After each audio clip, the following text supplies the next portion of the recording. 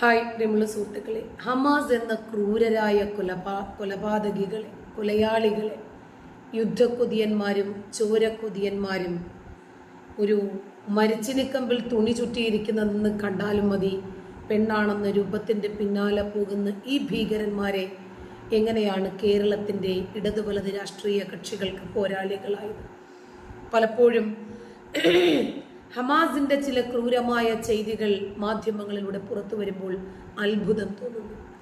ഇവരെയൊക്കെ അംഗീകരിക്കാൻ നമ്മുടെ നാട് കാണിക്കുന്ന മനസ്സിന് അത്ഭുതമുണ്ട്.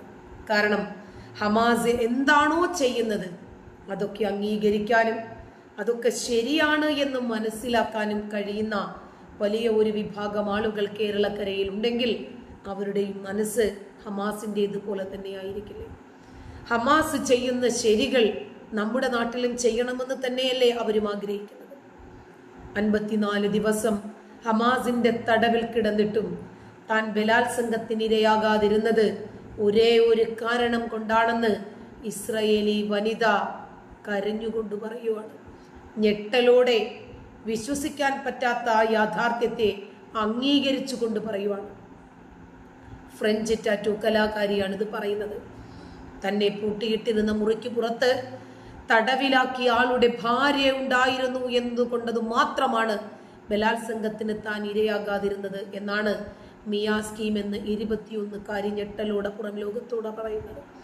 54 ദിവസത്തിന് ശേഷം ഹമാസിന്റെ തടവിൽ നിന്ന് മോചിതയായ മിയ ചാനൽ 13 നൽകിയ അഭിമുഖത്തിലാണ് ഇക്കാര്യം വെളിപ്പെടുത്തിയത്. അയാളുടെ കുട്ടികളും ഭാര്യയും മുറിക്ക് പുറത്തുണ്ടായിരുന്നു. അതുകൊണ്ട് മാത്രമാണ് അയാൾ എന്നെ ബലാത്സംഗം ചെയ്യാതിരുന്നത്. അയാളും ഞാനും ഒരേ മുറിയിലാണ് എന്നത് അയാളുടെ ഭാര്യയെ ചോദിപ്പിച്ചിരുന്നു.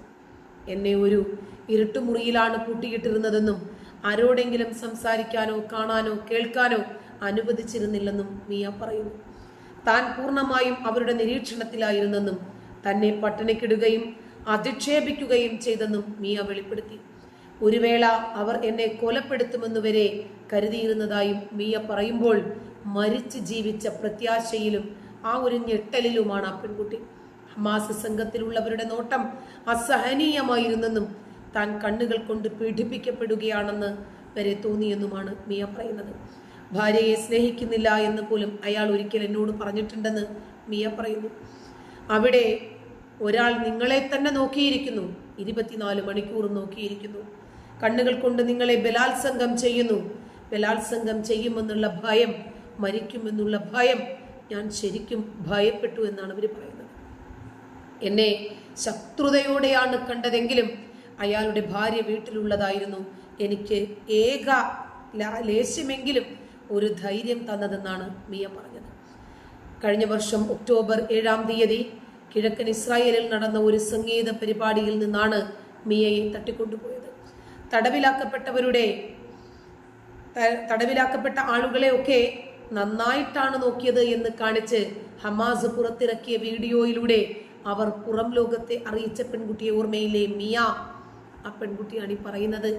മൃഗ ഡോക്ടറെ കൊണ്ട് ചികിത്സിപ്പിച്ചിട്ട് എനിക്ക് ഏറ്റവും നല്ല ചികിത്സ കിട്ടുന്നു എന്നൊക്കെ പറഞ്ഞതൊന്നും ഓർമ്മയില്ലേ? ഇസ്രായേൽ ഹമാസ് താൽക്കാലിക വെടിനിർത്തലിൽ തടവുകാരെയും ബന്ദികളെയും കൈമാറുന്നതിന്റെ ഭാഗമായിട്ടാണ് ഈ പെൺകുട്ടിയും മോചിതയായി. എന്നാൽ ഇതേ സമയം ഹമാസ് ചെയ്യുന്ന എല്ലാ തരത്തിലുള്ള ക്രൂരതകളെയും മനസ്സിലാക്കിക്കൊണ്ട് തന്നെയാണ് ഇസ്രായേൽ ശക്തമായി തിരിച്ചടിക്കുന്നത്. ലോകത്തിന്റെ ഏതു കോണിൽ ഹമാസ് ഭീകരർ ഒളിച്ചിരുന്നാലും ശരി, ആ സെക്കൻഡിൽ അവരെ തീർത്തേക്കാനെന്നാണ് ഇസ്രായേൽ മൊസാദിനും IDF-നും നൽകിയിരിക്കുന്ന ഉത്തരവ്. അതിനനുസരിച്ച് ഹമാസ് ഭീകരരുടെ പിന്നാലെയുണ്ട്. ഇവർ എത്ര വെള്ളത്തിൽ കഴുകി കുളിച്ചാലും ശരി, മനുഷ്യന്റെ ചോരയുടെ മണം ഇവരുടെ ശരീരത്തിൽ നിന്നും വിട്ടുമാറില്ല. അത്രമാത്രം പച്ച ചോര കുടിക്കുന്ന ഭീകരരാണിവർ. ഒരു സംഗീതം ആസ്വദിക്കാൻ വേണ്ടി വന്ന ഒരു സദസ്സിൽ എങ്ങനെയാണ് 1400 ആളുകൾ ഇവർക്ക് കൊല്ലാൻ കഴിഞ്ഞത്? അവരെന്ത് തെറ്റാണ് ഇവരോട് ചെയ്തത്? അവര് എന്തായിരുന്നാലും ഒരു കലാകാരനും ഒരു കലയെ സ്നേഹിക്കുന്ന ആളും അപരന്റെ കഴുത്ത് വെട്ടാൻ പറഞ്ഞിട്ടില്ല, പ്രഖ്യാപിച്ചിട്ടില്ല, പോയിട്ടില്ല. കലാകാരന്മാരെപ്പോഴും എല്ലാ വിഷയത്തിലും കല കാണുന്നു, മറ്റുള്ളവരെ സ്നേഹിക്കാൻ, മറ്റുള്ളവരെ സഹായിക്കാൻ, അങ്ങനെയൊക്കെ സന്നദ്ധരാണ്. പക്ഷേ ഈ മതതീവ്രവാദികളാകട്ടെ മനുഷ്യരെ കൊന്നു തിന്നാൻ യാതൊരു മടിയുമില്ലാത്തവരാണ്. അങ്ങനെയുള്ളവർ മതത്തിന്റെ പേരിലാണ്, സംഗീതം ഹറാമായതുകൊണ്ടു മാത്രമാണ് ഇവർ അവരെയൊക്കെ കൊല്ലാൻ ഇറങ്ങി തിരിച്ചത്. അതിന്റെ പ്രത്യാഘാതം എത്ര വലുതായിരുന്നു. 23,000-ഓടെ അടുക്കുകയാണ് മരണസംഖ്യ. 50,000-ലധികം ആളുകൾ, 1,50,000 ആളുകൾ പരിക്കേറ്റ് തീവ്രപരിചരണ വിഭാഗത്തിൽ ചികിത്സയിലാണ്. എന്ത് നേടി ഹമാസ്? ഗാസയിലെ ഇത്രയധികം ആളുകളെ കൊലയ്ക്ക് കൊടുത്തിട്ട് ഇവര് നേടിയത് എന്താ? രക്തസാക്ഷി രക്തസാക്ഷി എന്ന് പറയുന്നുണ്ടല്ലോ. ചോദിക്കട്ടെ, സാലെ അൽ അറൗറി, ഈ സലാഹ് അൽ അറൗറിയെ കൊലപ്പെടുത്തി. നിങ്ങൾ രക്ഷപ്പെടുകയല്ലേ ചെയ്തത്? കാരണം അറൗറി രക്തസാക്ഷിയായില്ലേ? അങ്ങനെ ഒരു സഹായം ചെയ്തത് ഇസ്രായേൽ അല്ലേ? അപ്പോൾ ഇസ്രായേലിനോട് നിങ്ങൾ നന്ദി പറയുകയല്ലേ ചെയ്യേണ്ടത്? കാരണം ഞങ്ങൾക്ക് രക്തസാക്ഷിയായാൽ മതി എന്നും പറഞ്ഞല്ലേ നിങ്ങൾ ഇറങ്ങിത്തിരിക്കുന്നത്? അങ്ങനെ രക്തസാക്ഷിയാകാൻ സഹായിച്ചതല്ലേ ഇസ്രായേൽ? പെട്ടെന്ന് കൊന്നിട്ട് ഹൂറികളുടെ അടുത്തേക്ക് അയച്ചു. പക്ഷേ അങ്ങനെയൊക്കെ പുറമേക്ക് പറയുമെങ്കിലും സലാഹ് റൗറിയെ കൊന്നതിന്റെ പിന്നാലെ പ്രതികാരദാഹവുമായി ഹമാസ് ഇറങ്ങി. ഈ പ്രതികാരദാഹത്താൽ ഇസ്രായേൽ വെന്ത് നീറുമെന്നാണ് ഹമാസ് പറയുന്നത്. ഹമാസ് ഉപമേധാവി സലേഹ് അൽ അറൂറിയെ ബെയ്റൂത്തിൽ വധിച്ചതിലൂടെ ലെബനനിലേക്ക് യുദ്ധം വ്യാപിപ്പിക്കാനാണ് ഇസ്രായേൽ ശ്രമിക്കുന്നതെന്നും ശക്തമായി പ്രതിരോധിക്കും എന്നുമായിരുന്നു ഹിസ്ബുള്ള തലവൻ ഹസൻ നസ്രള്ള പറഞ്ഞിരുന്നത്. ലെബനനിലേക്ക് യുദ്ധം വ്യാപിപ്പിക്കാനാണ് ശത്രു ശ്രമിക്കുന്നതെങ്കിൽ സംയമനമോ നിയന്ത്രണമോ കൂടാതെ ഞങ്ങൾ തിരിച്ചടിക്കും. നിയമങ്ങളൊന്നും നോക്കില്ല, പരിധി നിശ്ചയിക്കാതെയായിരിക്കും ആക്രമണം. അറൂറി വധത്തിന് ചുട്ട മറുപടി നൽകാതിരിക്കില്ല. ഗുരുതരമായ കുറ്റകൃത്യമാണ് നടന്നിരിക്കുന്നത്, ഉത്തരവാദികളെ ശിക്ഷിക്കാതെയും ഇരിക്കില്ല. ഞങ്ങൾ യുദ്ധത്തെ ഭയക്കുന്നവരല്ല എന്നെല്ലാമാണ് നസ്രള്ള പറഞ്ഞത്. എന്നാൽ ഒക്ടോബർ 7-ന് ഇസ്രയേലിൽ ഹമാസ് നടത്തിയ ആക്രമണത്തിൽ ആരൊക്കെ പങ്കാളികളായിട്ടുണ്ടോ അവരെല്ലാം തങ്ങളുടെ മരണ വാറന്റിൽ ഒപ്പിട്ടു കഴിഞ്ഞു എന്നാണ് ഇസ്രയേൽ രഹസ്യാന്വേഷണ ഏജൻസിയായ മൊസാദിന്റെ തലവൻ ഡേവിഡ് ബെർണിയ വ്യക്തമാക്കിയിട്ടുള്ളത്. ഇസ്രയേൽ ജീവനെടുക്കാൻ ആരാണോ ഞങ്ങളുടെ സമാധാനത്തിന് തുരങ്കം സൃഷ്ടിച്ചത്, ആരാണോ ഞങ്ങളുടെ സമാധാനം തല്ലിക്കെടുത്തി ഞങ്ങളുടെ രാജ്യത്ത് ഇരച്ചു കയറി 1400-ഓളം ഞങ്ങളുടെ രാജ്യക്കാരെ കൊന്നു കൊല വിളിച്ചത്, ആ ഓപ്പറേഷന് ആരൊക്കെയാണ് പിന്നിൽ പ്രവർത്തിച്ചതെങ്കിലും ഒന്നൊന്നായി ആ മുഴുവൻ തലകളും ഞങ്ങൾ എടുക്കുമെന്ന് പ്രഖ്യാപിച്ച മൊസാദല്ലേ ശരിക്കും രാജ്യസ്നേഹികൾ? ആഗ്രഹിക്കുന്ന മറ്റു നേതാക്കളും ഹമാസിനുണ്ട്. ഖത്തറിലും തുർക്കിയിലുമായി കഴിയുന്ന ഹമാസ് തലവൻ ഇസ്മയിൽ ഹനിയെയാണ് ഇതിൽ ഒന്നാമനായിട്ട് പറയുന്നത്. ഗാസയിലെ ഹമാസിനെ നയിക്കുന്ന യഹ്യ സിൻവർ, അൽ ഖസം ബ്രിഗേഡ്സിന്റെ തലവൻ മുഹമ്മദ് ദെയ്ഫ് എന്നിവരാണ് മറ്റുള്ളവർ. ഗാസ യുദ്ധത്തിന് ഇടയാക്കിയ ഒക്ടോബർ 7-ലെ ഇസ്രയേൽ ആക്രമണത്തിന്റെ ബുദ്ധികേന്ദ്രം ദെയ്ഫാണെന്നാണ് കരുതുന്നത്. ഇനി ഇവരുടെ ഊഴമാണെന്ന് ഇസ്രയേൽ വ്യക്തമാക്കി കഴിഞ്ഞു.